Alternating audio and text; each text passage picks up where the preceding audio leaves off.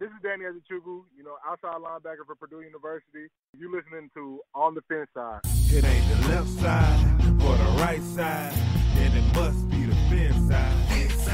It ain't the left side. Welcome back, Dolphins fans, to another episode of On the FinSide. Make sure you leave a like and subscribe. Keep up to date with all of our off-season coverage, whether you're listening on iTunes, YouTube, iHeartRadio, the Miami Sports Music app, or any of our other platforms. This is Paul Pickett, and today I'll be sitting down with Trey Johnson, speedy defensive back out of Villanova. Trey, welcome to the show. How's your day going, man? My day's going good, man. Thank y'all for having me on the show. I'm up here still over in Pennsylvania to just finish up pro day this past weekend. Spending up the rest of the weekend here, and I leave tomorrow. So I'm ready to get back to the warm Florida weather. Nothing wrong with that. For our listeners out there, give them a little bit of background on who you are and where you come from. I was born in Austin, South Carolina. Lived in Savannah, moved around a few times when I was younger. Lived in Puerto Rico, back to Charleston, back to Savannah. And then I ended up in Tampa around second grade, I think it was. And then I've been in Tampa ever since, living the Florida lifestyle. I grew up, real humble beginnings and, with a great family around me. Mom and dad still married. I have an older brother and an older sister.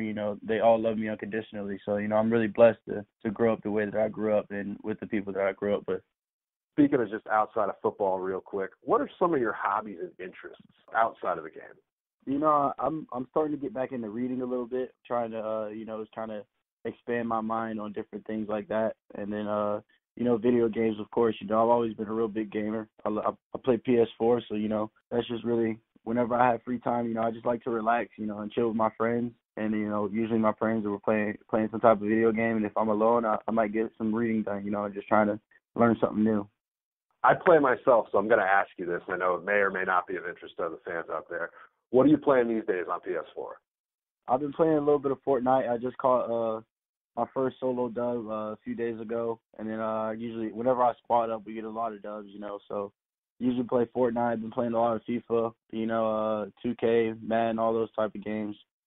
Maybe I'll see you out on 2K one of these days. Hey, man, of course. Add me, man. All right. You will see an ad coming from me for that. We'll have to go out on my court there. Yeah. Now, all challengers welcome. What advice would you give other young players out there that might want to follow in your footsteps, head up towards the NFL level? Just kind of keep your head down, man, and keep working. People are going to say that, you can't do something or you can do something, whatever it is that people are saying, you can just kind of ignore it and just keep to yourself, and understand that if you believe in yourself and that if you have full faith in yourself, that nobody really can stop you. It doesn't matter what the outside world is saying just because, they're not the ones that's lining it up on that football field. When it comes down to it, you are. So if you believe in yourself, man, you can accomplish anything, and that's real.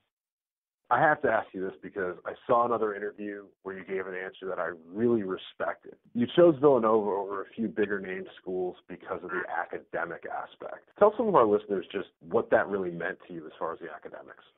Like I said, I grew up with, a real tight-knit family, and it was kind of my mom and my dad's idea. When I was young, like most high school students or most high school athletes, I was just thinking about, this is the bigger school, this is where I want to go.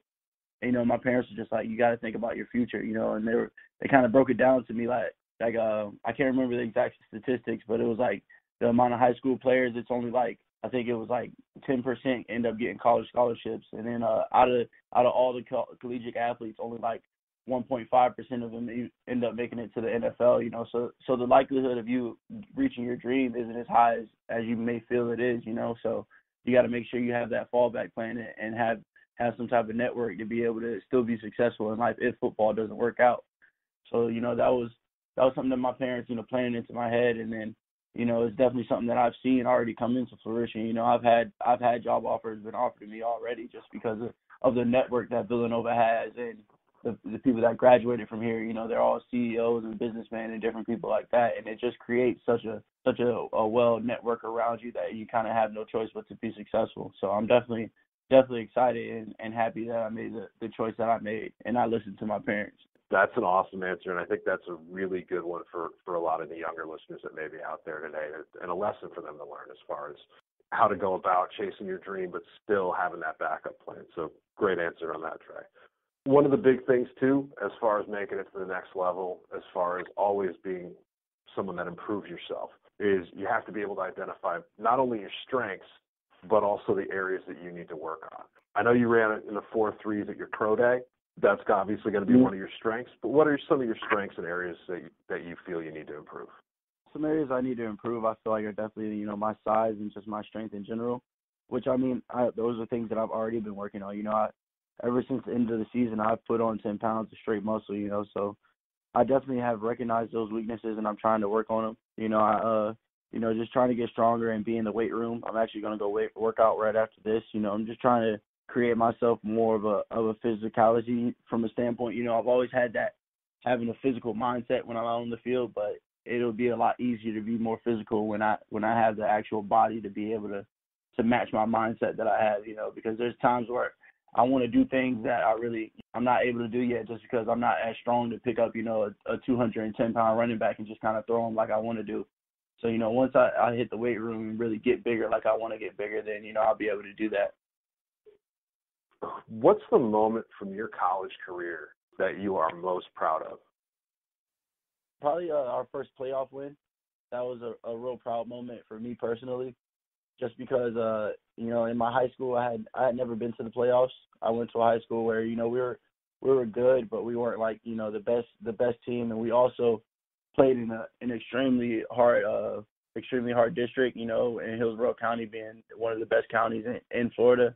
So, it was hard for us to make the playoffs, and, for me to actually finally get over that feat, I felt like I had never won a playoff game, so for me to be able to do that, it made me extremely proud just because, it's something that I never did, and it was like, okay, I finally did it, this is a long time coming. So it was definitely probably one of my proudest moments, just to be able to knock that box off the checklist, Looking at the pros a little bit, who are some players, either past or present, that you really modeled your game after?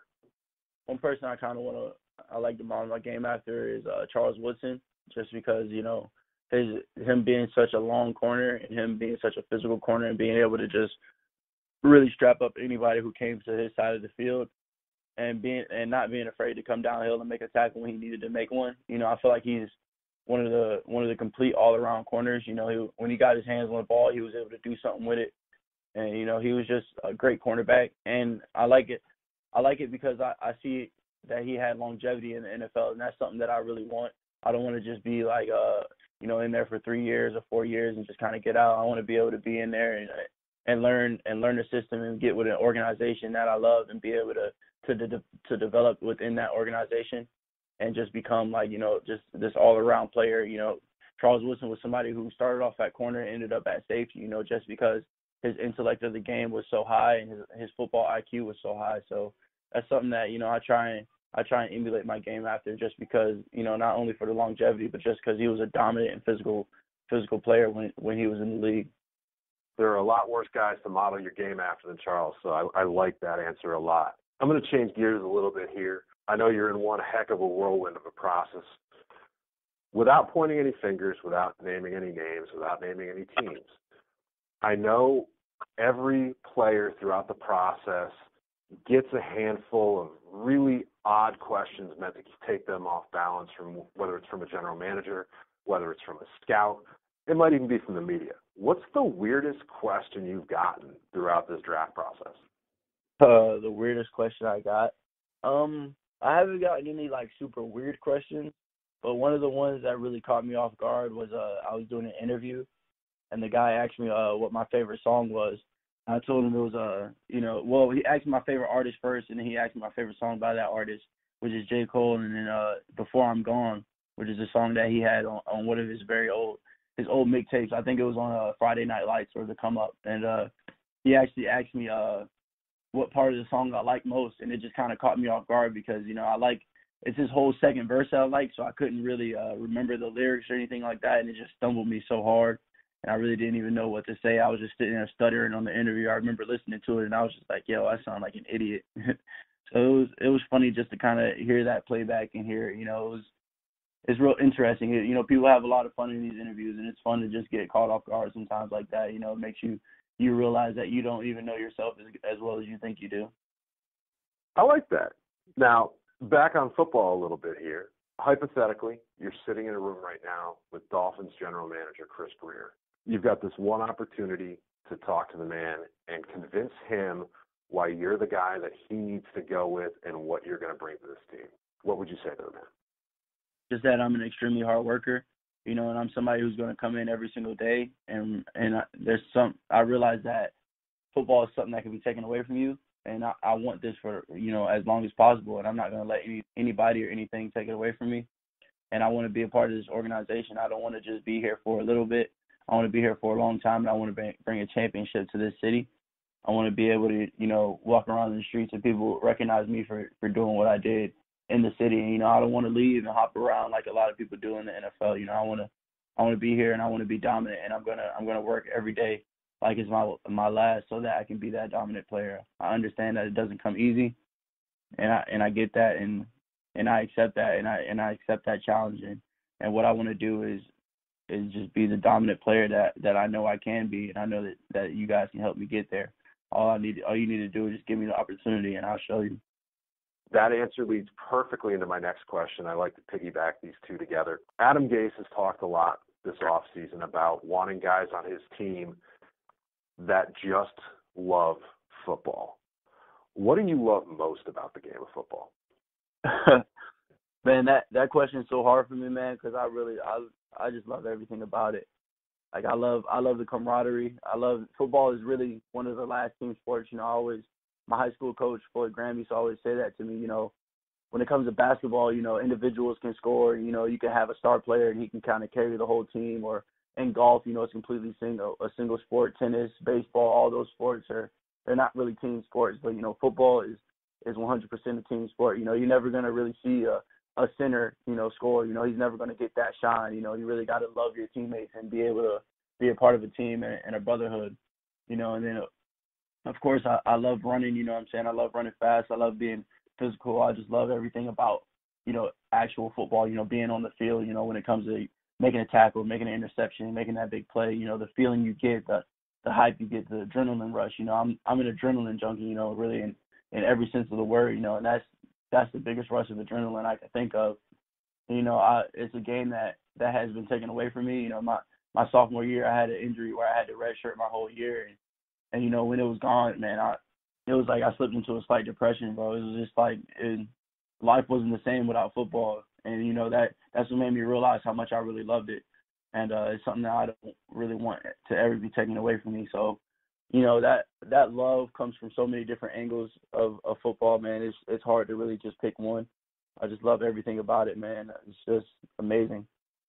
That's definitely a valid answer. I mean, obviously if we're doing this, our listeners out there are listening, they love all the aspects of the game as well.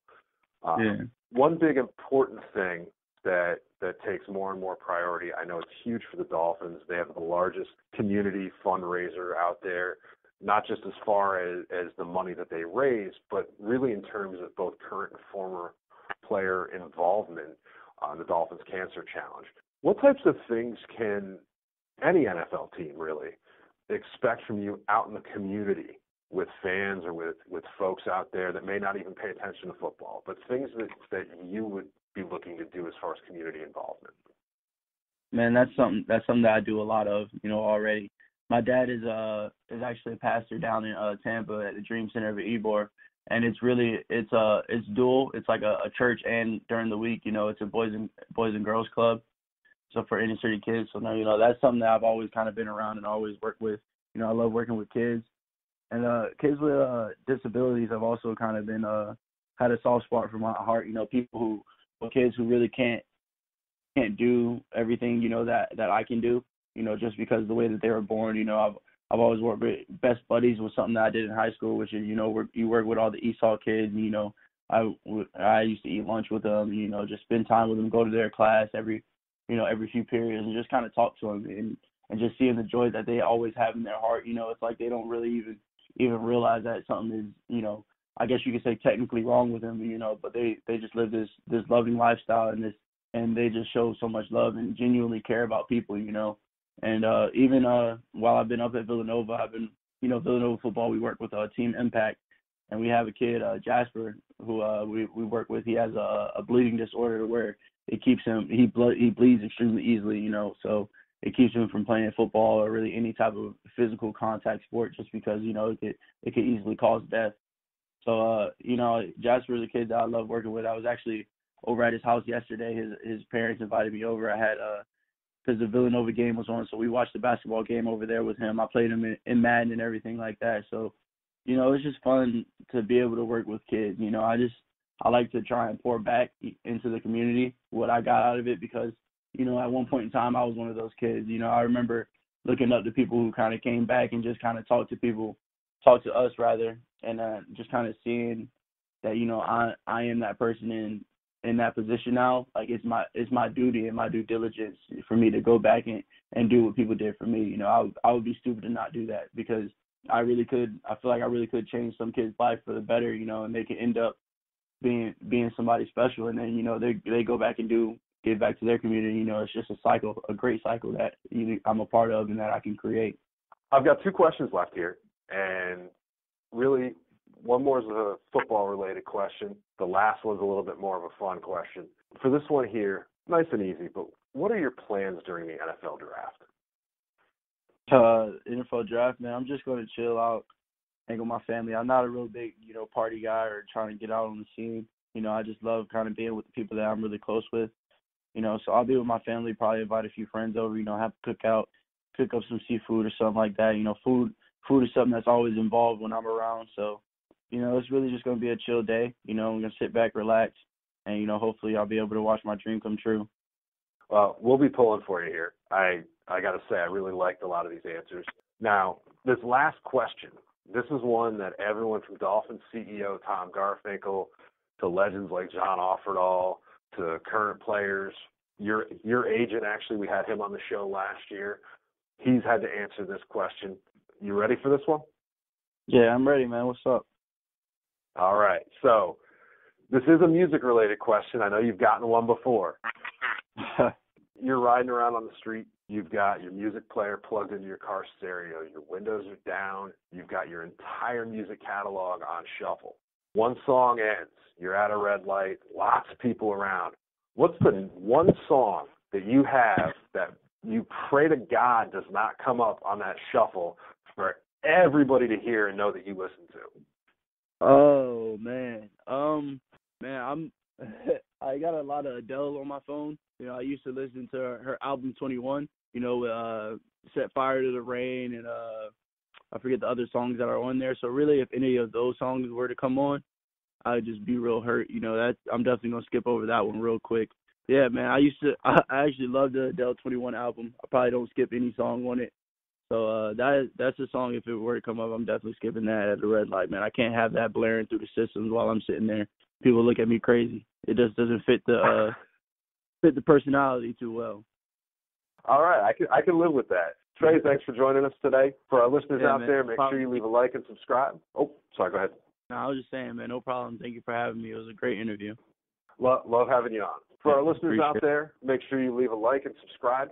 You can follow us out on Facebook, YouTube, iTunes, iHeartRadio, Miami Sports Music app, you name it. And on behalf of myself, on behalf of my co-host Brian Catanzaro, if it's not on the right side, it's not on the left side, it is on the FinSide.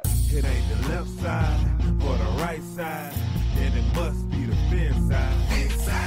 It ain't the left side or the right side, then it must be the FinSide. Listen, Dolphins fans across the land all tuning in to see what Brian Cat and Paul